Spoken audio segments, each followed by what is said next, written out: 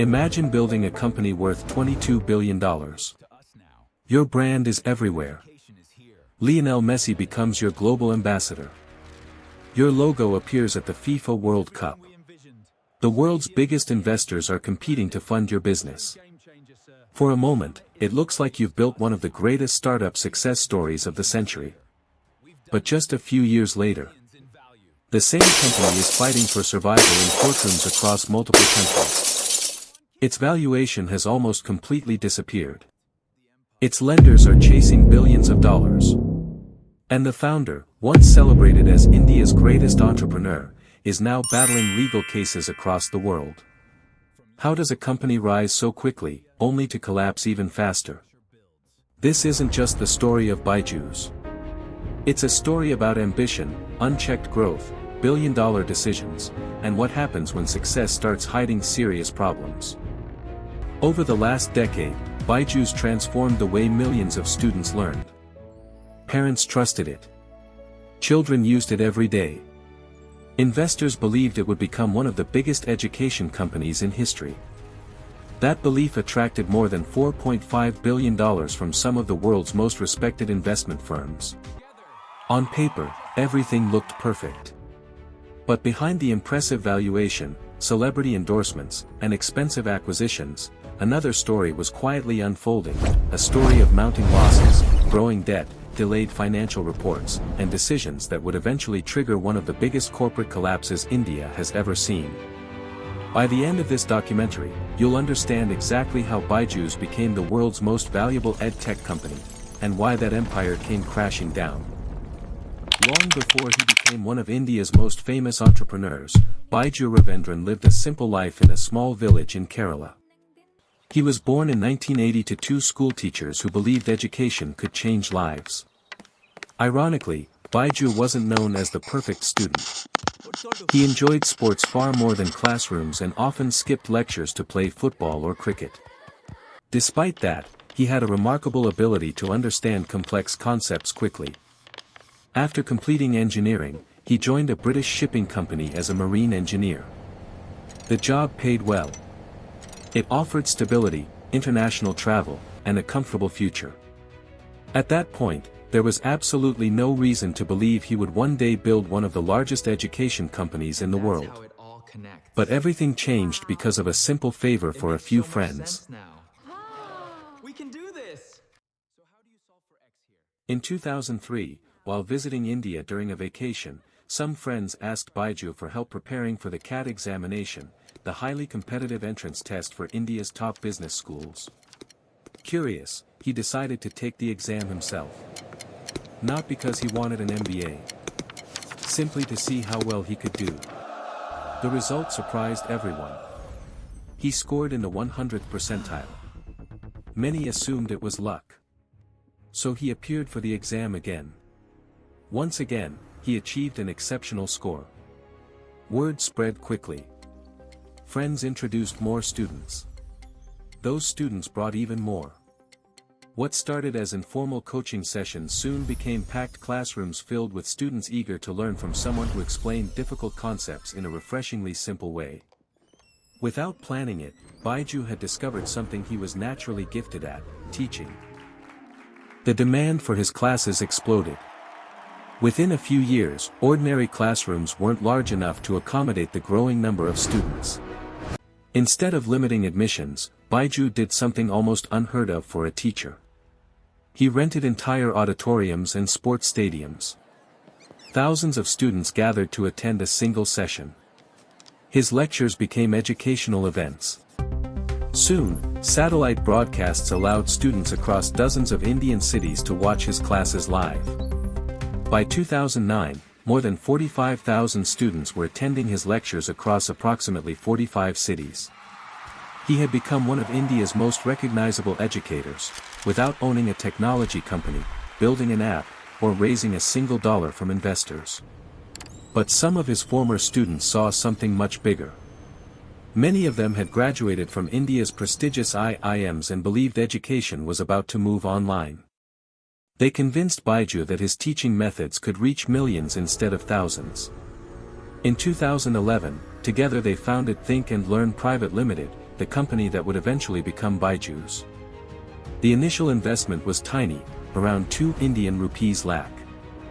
No one could have imagined that this modest beginning would eventually grow into a company valued at $22 billion. And once investors entered the picture, everything changed. The launch of BYJU'S as a company was only the beginning. The real turning point came in 2015 with the launch of the BYJU'S Learning app. At the time, smartphones were becoming affordable, internet access was expanding across India, and millions of parents were looking for better ways to help their children study. BYJU'S entered the market at exactly the right moment. The app combined animated lessons, quizzes, and personalized learning into an experience that felt very different from traditional classrooms. Students enjoyed using it. Parents loved the promise of better academic performance. Within just 3 months, the app crossed 2 million downloads. That early success caught the attention of investors around the world. Funding rounds started arriving one after another. Sequoia Capital, Tencent, the Chan Zuckerberg Initiative, Naspers, General Atlantic, Tiger Global, Silver Lake. One by one, some of the biggest names in global investing placed their bets on BYJU'S. Every new investment pushed the company's valuation even higher. In 2018, BYJU'S officially became India's first EdTech unicorn, crossing a valuation of $1 billion. For most startups, reaching unicorn status is the finish line. For BYJU'S, it felt like the starting point. Instead of slowing down, the company accelerated. And it began buying businesses at a pace few expected. The first major acquisition came in 2019, when BYJU'S purchased the American educational company Osmo for around $120 million. It was a clear signal. BYJU'S wasn't thinking only about India anymore. It wanted to become a global education company. Then came 2020. As COVID-19 spread across the world, schools shut their doors almost overnight. Millions of students suddenly had no choice but to learn online. For EdTech companies, it was a once-in-a-generation opportunity. Demand exploded. Parents rushed to digital learning platforms. Students spent more time studying from home than ever before. BYJU'S experienced extraordinary growth. Its valuation crossed $10 billion, making it one of the fastest-growing startups in the world. But instead of focusing on strengthening its core business, the company doubled down on expansion. In 2020, it acquired White Hat Jr. for nearly $300 million. The following year, it made an even bigger move by purchasing Akash Educational Services for approximately $950 million, one of the largest acquisitions ever made by an Indian startup. And the buying spree didn't stop there. Within months, BYJU'S acquired Epic, a children's reading platform in the United States, for $500 million. Soon after, it bought Great Learning, a professional upskilling company, for another $600 million. In just a few years, BYJU'S had spent billions of dollars expanding into almost every corner of the education industry, from kindergarten learning to competitive exams, coding, professional education, and international markets. From the outside, it looked unstoppable. But rapid expansion comes with a cost. And BYJU'S was beginning to rely on something much riskier than investor funding: debt. By late 2021, BYJU'S had become an acquisition machine. Buying companies required enormous amounts of cash. To keep that momentum alive, the company made a decision that would later define its downfall. It borrowed $1.2 billion through a financing arrangement known as a Term Loan B. Unlike traditional venture capital, debt has strict repayment obligations. Investors can wait. Lenders cannot. The loan was arranged through a group of international lenders and secured against BYJU'S US subsidiary, BYJU'S Alpha. At the time, few people questioned the decision.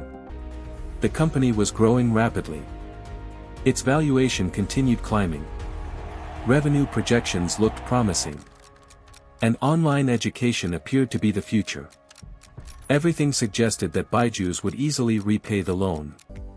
But history has shown that borrowing money during periods of rapid growth can be dangerous. Especially when growth begins to slow. The billion-dollar loan gave Byju's the fuel to expand faster than ever before. But it also created enormous pressure. Pressure that would soon collide with a changing market. And when that happened, the cracks hidden beneath Byju's incredible success finally began to appear. By early 2022, Byju's looked unstoppable. The company raised another $800 million, pushing its valuation to an incredible $22 billion. For a brief moment, it wasn't just India's biggest EdTech company, it was the most valuable education technology company in the world. The brand was everywhere. Bollywood superstar Shah Rukh Khan had already become the face of Byju's. The Indian cricket team's jerseys proudly carried the company's logo. Then came one of the biggest marketing moves in the company's history. Byju's became an official sponsor of the 2022 FIFA World Cup in Qatar, placing its name alongside some of the world's largest global brands. A few months later, football legend Lionel Messi was announced as the company's global ambassador. It was a remarkable achievement. A company that had started with a teacher conducting classes in packed auditoriums was now sharing the world's biggest sporting stage. To the outside world, everything looked perfect. More than 150 million registered users. Millions of paying subscribers. A global brand recognized across continents. But behind the headlines, the numbers were telling a very different story. And soon, they could no longer be hidden. In September 2022, Byju's finally released its long-delayed financial statements. The results shocked investors. The company reported a consolidated loss of more than 4,500 Indian rupees crore for a single financial year. The warning signs became impossible to ignore. Just weeks later, Byju's laid off around 2,500 employees as part of a major cost-cutting effort. For many people, the timing raised uncomfortable questions. Employees were losing their jobs while the company continued spending millions on celebrity endorsements and global sponsorships. Confidence began to disappear. Then the company's lenders made their move. In March 2023, the group behind Byju's $1.2 billion loan declared that the company had defaulted and demanded immediate repayment. As the legal battle intensified, investigators began asking a simple question. Where had the borrowed money actually gone? Court filings later revealed that hundreds of millions of dollars had been transferred through Byju's U.S. subsidiary into an investment fund called Camshaft Capital. The transaction quickly became one of the most controversial parts of the entire case. Lenders accused the company of moving assets beyond their reach. Byju's denied wrongdoing, but the dispute soon reached U.S. bankruptcy courts.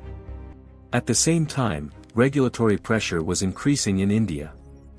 The Enforcement Directorate launched investigations into alleged violations involving foreign investments and overseas transactions. Then came another devastating blow. In June 2023, global audit firm Deloitte resigned as Byju's statutory auditor. On the very same day, 3 independent board members, representing some of the company's largest investors, also stepped down. Their resignation sent a powerful message to the market. The investors who had once backed Byju's with billions of dollars were rapidly losing confidence in the company's leadership. After their departure, the board was left almost entirely under the control of Byju Raveendran and his immediate. Byju's didn't fail because online education stopped working. Millions of students still use digital learning platforms every day. In fact, several competitors have continued to grow by focusing on sustainable business models and financial discipline. The real problem was something much deeper. For years, growth became the company's biggest priority. Every funding round had to be larger than the last. Every acquisition had to be bigger. Every valuation had to break another record.